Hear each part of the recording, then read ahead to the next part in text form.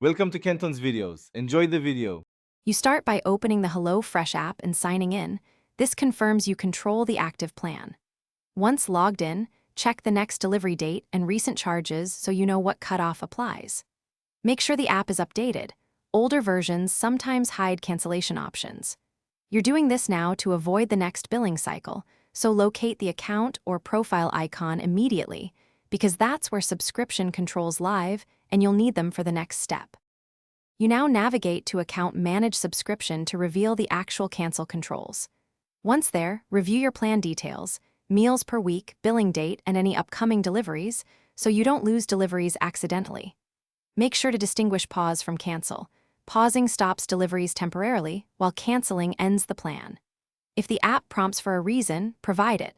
Often that triggers retention offers, but don't accept one unless you want to keep the plan. Proceed to confirm cancellation when ready.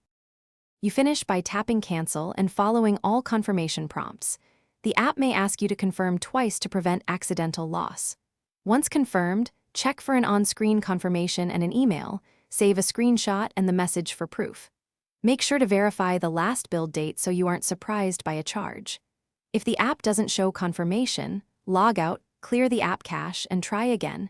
If that fails, contact support with your account details and screenshots. Thanks for watching. Consider subscribing if we helped you.